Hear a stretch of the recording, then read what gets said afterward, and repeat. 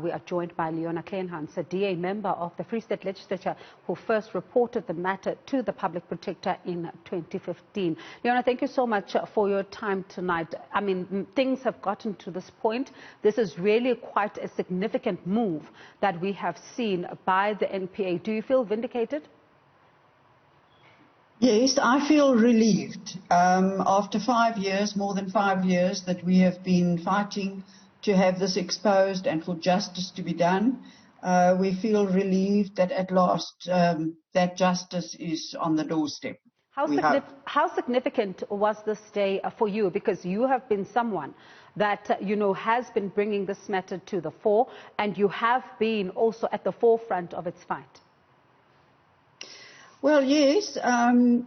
We started in July 2015 by going to the Bloemfontein High Court, trying to get an urgent interdict to stop the payments.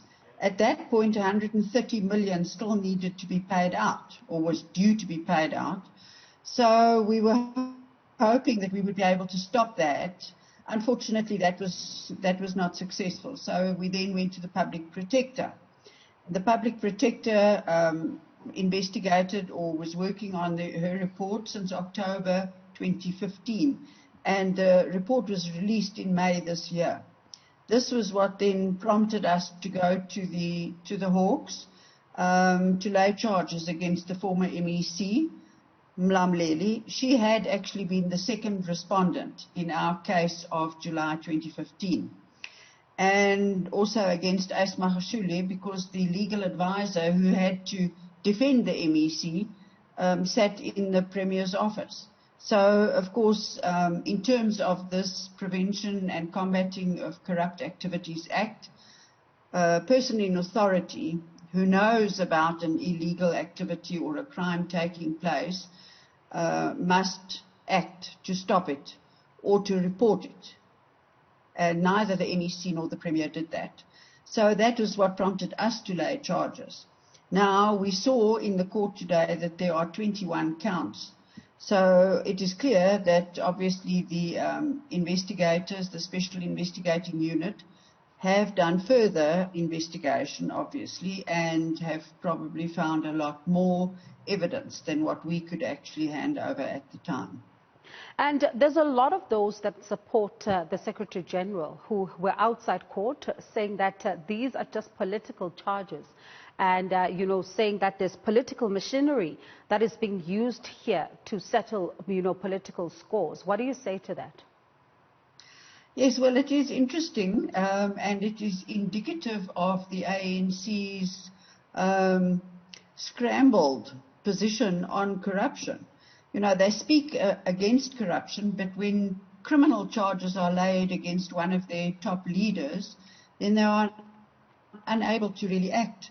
So clearly there is conflict within the ANC about this, and from our side, this is not a political campaign. This is a campaign for justice for the people who were used in this process. So it's very sad. AceMagashule also said previously he didn't want a Hollywood-style arrest. He didn't have a Hollywood-style arrest, but today he turned this into some sort of a political rally in front of the court. So it's not also clear what he's really wanting out of this. But the fact of the matter is that the political issues are really separate from the criminal issues. The prosecutor said today in the court that he has credible evidence. So this is a criminal trial, and the ANC will have to figure out whether they now are going to support corruption or not. And when you look at, the fact that it took quite a while, I mean, you've described the lengths at which you had to go through yes, in order to get to this particular moment. Someone who's asking tonight, because some of the, the supporters were asking outside court, and even some of those that we have spoken to here on the channel are asking, where is the link to AceMagashule? And you are someone that is best placed to even answer that question, because you have been doing all the work to comb through some of those reports while you were in the legislature. Yes. Well, when we first looked at the contract and the documents that we had in our possession, it was quite clear that this was a money laundering scheme. I mean, the awarding of the contract in the first place was illegal. And that has been found by the public protector as well. So we were vindicated in saying that this is a corrupt contract and the payments are corrupt. So that's where it starts. And then we went with those allegations to the court. And the Premier and the NEC were told, we are of the opinion that this is a corrupt contract. And even though we lost the case at that time, any responsible leader should have said, well, even if they had not been involved from the beginning, they would at that point surely have had to say, well, let's have another look at this contract. What are these people talking about? Why are they saying this is illegal? And at that point, they had the opportunity to investigate, and they could have ordered the payments to stop. They have that power to do that. They could also have reported the matter to the police if they were not able to stop it. But they did none of that. So that leaves the impression that they were quite aware of what this contract was about at that time, and then just chose to ignore it. And this is exactly why that piece of legislation says, in a position of authority, if you do not act when you become aware, you are equally guilty. And when you look at all of this, unfold in the courts, outside court, and at the State Capture Commission of Inquiry, at the heart of this are some thousands of people that are still waiting for their asbestos roofs to be removed and are still finding it difficult even to cope in their day-to-day lives because some of them have fallen ill. Yes. Well, this is exactly why I say this is a campaign for justice.